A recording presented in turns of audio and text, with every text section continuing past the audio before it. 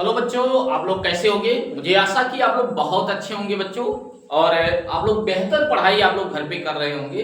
ठीक है, जैसा कि आज हम शुरू कर रहे हैं, पहला चैप्टर है मैथ का, क्या है, क्लास 10th का। ठीक है, क्लास 10th का पहला जो चैप्टर है वो है बेटा वास्तविक संख्या। क्या हम लोग सीखेंगे बच्चों? वास्तविक संख्याएं सीखेंगे। ठीक है, ओके। अब वास्तविक संख्याओं में इस चैप्टर के अंतर्गत अगर देखा जाए बच्चों, तो हम लोग क्या सीखने वाले हैं? यहाँ पे संख्याओं के बारे में सीखने वाले हैं, अभाज्य संख्या यानी अभाज्य गुणनखंड के बारे में सीखने वाले हैं, आगे हम लोग मासा लासा के बारे में सीखने वाले हैं बच्चों। उसके बाद फिर आगे जो है दो संख्याओं के मासा तथा लासा में संबंध हम लोग जानेंगे। ठीक है बच्चों, ठीक है, जो कि बेहतरीन जानकारी हम लोग करेंगे बेटा। और आगे हम लोग सीखने वाले हैं अपरिमेय संख्याओं को सिद्ध कैसे किया जाता है। ठीक है, तो इस चैप्टर के अंतर्गत इतनी सारी जानकारी हम लोग करने वाले हैं। ठीक है, तो उसमें से आ जाता है जैसे संख्याएं। ठीक है, अगर हम संख्याओं की बात करते हैं, जिसको क्या कहते हैं इंग्लिश में नंबर्स कहते हैं। ठीक है बच्चों, क्या जानेंगे बेटा? संख्याएं यानी इंग्लिश में क्या कहते हैं? नंबर्स। ठीक है, अब देखिए नंबर्स की अगर बात करते हैं तो नंबर्स की दो पार्ट होते हैं। एक आपका क्या होता है बेटा? अंक होता है, जिसको इंग्लिश में क्या बोला जाता है? डिजिट। क्या आप लोग जानेंगे अंकों में? डिजिट। और एक क्या होता है? संख्या होता है। हेलो, क्या होता है? एक संख्या होता है, जिसको हम लोग बोलते हैं नंबर्स। यहाँ पे नंबर रहेगा। ठीक है, तो पहला यहाँ पे संख्याओं के अंतर्गत अगर देखा जाएगा तो अंक और संख्या होता है बच्चों। ठीक है, अब डिजिट में अगर देखा जाएगा तो डिजिट में 1 हो गया, 2 हो गया, 3 हो गया, 4 हो गया, 5 हो गया, 6 हो गया, 7 हो गया, 8 हो गया, 9। ठीक है, ये जो आपके होते हैं बच्चों, ये आपके डिजिट होते हैं। ठीक है, बाकी अगर संख्या की बात करते हैं बच्चों, तो संख्या में जैसे आपका 29 हो गया, 369 हो गया। ठीक है, तो ये जो आपकी होते हैं ये संख्या के अंतर्गत आते हैं। ठीक है, क्लियर हो गया बच्चों ना? ठीक है, ओके। अब देखिए वास्तव में अगर देखा जाएगा संख्याएं दो प्रकार की होती हैं। एक कौन सी होती है बेटा? वास्तविक संख्या होती है, और दूसरा कौन सा बच्चों होता है? काल्पनिक संख्याएं होती हैं। ठीक है, कौन सी होती हैं? काल्पनिक संख्याएं होती हैं। अब देखो काल्पनिक संख्याओं के अंतर्गत जिसकी हम लोग कल्पना कर सकते हैं। क्या कर सकते हैं बच्चों? जिसकी हम लोग कल्पना कर सकते हैं। जैसे काल्पनिक संख्याओं में क्या होता है? जैसे रूट का आपका m मतलब आप समझ लीजिए मामा हो गए। ठीक है, रूट का आपका 4, रूट का -5। अब देखिए कहने का मतलब इसका रूट नहीं निकाला जा सकता है, वास्तव में इसका रूट नहीं निकल सकता। ठीक है, तो ये जो संख्याएं होती हैं ये किसके अंतर्गत आती हैं बच्चों? काल्पनिक संख्याओं के अंतर्गत आती हैं। ठीक है, बाकी वास्तविक संख्याओं के बारे में आगे हम लोग जानकारी करते हैं। ठीक है, और भी जानकारी हम लोग करते हैं संख्याएं क्या होती हैं। ठीक है, तो देखो बच्चों, अब जानकारी और भी हम लोग करते हैं संख्याएं यानी नंबर्स के बारे में, और भी बेहतर जानकारी करते हैं बच्चों। ठीक है, तो संख्याएं जो नंबर्स होती हैं ये आपकी दशमलव वाली संख्याएं होती हैं और बिना दशमलव वाली संख्याएं होती हैं। कौन सी संख्या होती है बच्चों? दशमलव वाली संख्याएं होती है बच्चों, और बिना दशमलव वाली संख्याएं होती हैं। दशमलव वाली संख्याएं जैसे आप यहाँ पे देख सकते हैं 3.5, 1.333 ... 32.3636 ... ये जो संख्याएं होती हैं बच्चों ये आपकी दशमलव वाली संख्याएं होती हैं। और बिना दशमलव वाली संख्याओं के अंतर्गत जैसे आपका आ जाता प्राकृतिक संख्या होती है। ठीक है, प्राकृतिक संख्या मतलब हो गया 1, 2, 3 ... इनफाइनाइट। ये सारी संख्याएं आपकी प्राकृतिक संख्या के अंतर्गत आ गई। और भी जैसे मान लेते हैं सम संख्याएं होती हैं। ठीक है, ये बिना दशमलव वाली संख्याओं के अंतर्गत आ रही हैं बच्चों। ठीक है, सम संख्याएं जैसे 2, 4, 6, 8 ये संख्याएं जो होती हैं सम संख्याएं होती हैं। सम संख्याओं का मतलब 2 से विभाज्य हो जाए। ठीक है बच्चों, किससे विभाज्य हो जाए? 2 से विभाज्य हो जाए, वो संख्याएं क्या होती हैं बच्चों? सम संख्याएं होती हैं। आगे हम लोग जानकारी करेंगे बेटा विषम संख्या। विषम संख्या मतलब जो 2 से ना विभाज्य हो, जैसे 1, 3, 5 ...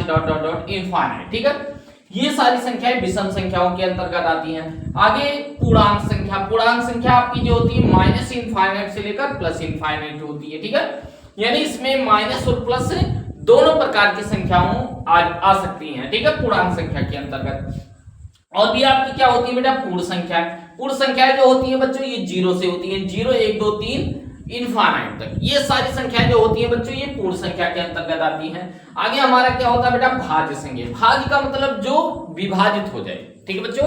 भाज्य का मतलब जो विभाजित हो जाए किसी ना किसी संख्या से, जैसे 4, 6, 8, 9, मतलब ये स्वयं से विभाजित तो हो लेकिन उसके साथ साथ किसी और भी संख्या से विभाज्य हो जाए, तो ये संख्याएं क्या होती है बेटा, भाज्य संख्याएं होती हैं। ठीक है, आगे हमारी क्या संख्याएं होती है बेटा, अभाज्य संख्याएं। क्या होती हैं, अभाज्य संख्याएं। तो अभाज्य संख्या मतलब जो किसी से विभाज्य ना हो, मतलब केवल स्वयं से विभाज्य हो, या तो 1 से विभाज्य हो या तो स्वयं से विभाज्य हो, तो ये किसके अंतर्गत आती है बेटा, अभाज्य संख्या के अंतर्गत आती है। तो ये सब जो थी आपकी बिना दशमलव वाली संख्याएं थी, जो कि आप लोग को बेहतर समझ में आ गया होगा, मुझे आशा है। ठीक है बच्चों, आगे हम लोग चलते हैं। ओके बच्चों, और भी हम लोग जानकारी करते हैं। जैसे अभी हम लोग सीखे बेटा दशमलव वाली संख्या है और ना यानी बिना दशमलव वाली संख्या है। ठीक है बच्चों, जिसमें से हम लोग जानकारी करेंगे बेटा दशमलव वाली संख्याएं क्या होती हैं। देखिए दशमलव वाली संख्याओं के अंतर्गत अगर देखा जाए बच्चों, तो शांत दशमलव वाली संख्याएं होती हैं और अशांत दशमलव वाली संख्याएं होती हैं। कौन सी होती है बच्चों, शांत दशमलव वाली संख्याएं, और कौन सी होती है बेटा, अशांत दशमलव वाली संख्याएं होती हैं। शांत दशमलव वाली संख्याएं क्या होती हैं, शांत दशमलव वाली संख्याएं मतलब यहाँ पे अगर देखा जाएगा तो 3.5, मतलब कहने का मतलब अगर इस दशमलव में क्या होती है, इंडेड पॉइंट होती है। इंडेड मतलब हो गया जैसे 3.5 के बाद कोई, यानी कहीं ना कहीं दशमलव बढ़ाने के बाद ये संख्या लास्ट में इंड हो जाती है। लास्ट में क्या हो जाती है, इंड हो जाती है। जैसे अगर फॉर एग्जांपल हम लोग ले लेते हैं मोटरसाइकिल में आप लोग क्या करते हो बेटा, पेट्रोल डलवाते हो। ठीक है, तो पेट्रोल एक समय तक क्या हो जाता है, चलता है, यानी गाड़ी चलती है, जितना आप पेट्रोल डलाए रहते हो, जितना जो भी आपका रहता है उतना पेट्रोल डलाए रहते हो, और कुछ समय चलने के बाद क्या हो जाती है, गाड़ी रुक जाती है, यानी कि पेट्रोल खत्म तो गाड़ी रुक गई। सेम ऐसे होती है शांत दशमलव संख्याएं, यानी शांत दशमलव संख्याएं मतलब होता है कि इसका दशमलव बढ़ाने के बाद क्या होता है, अंत पॉइंट होता है, यानी इंड हो जाता है। ठीक है, और अशांत दशमलव संख्याएं क्या होती हैं, इसके अंतर्गत बच्चों दो आपकी होती है, एक अशांत आवर्ती दशमलव संख्याएं होती हैं, एक आपकी अशांत अनावर्ती दशमलव संख्याएं होती है बच्चों। ठीक है, ओके। अशांत आवर्ती दशमलव संख्याओं में क्या होती हैं, इसमें जो आपका होता है जैसे 3.33, मतलब वही संख्याएं क्या होती है, रिपीटेड होती है, जिसको हम लोग बार के रूप में जानते हैं। ठीक है, जैसे ये संख्याएं आपकी लिखी है तो इसको हम लिख सकते हैं 3.3 बार। ठीक है, क्लियर हो रहा, मतलब 3 बार लिखने का मतलब क्या हो रहा बच्चों, 3 बार लिखने का मतलब हो रहा है कि 3 बार बार आ रहा है। क्या सारी बातें समझ में आ रही बच्चों ना, यानी 3 क्या हो रहा है बच्चों, बार बार आ रहा है। ठीक है, बाकी अशांत अनावर्ती दशमलव में क्या होती है, संख्या क्या होती है बेटा, रिपीटेड नहीं होती है।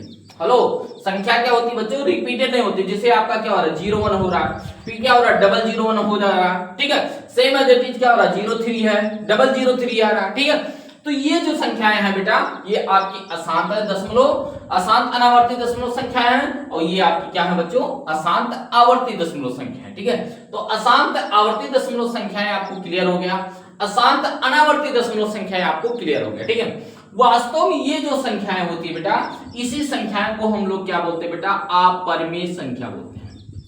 क्या बोलते हैं बेटा, अपरिमेय संख्या बच्चों बोलते हैं। ठीक है, और ये जो आपकी संख्या होती है, जैसे ये वाली संख्याएं और ये वाली संख्याएं, दोनों संख्याएं किसके अंतर्गत आती हैं बच्चों, ये आपकी परिमेय संख्या के अंतर्गत आती है। क्लियर हुआ ना।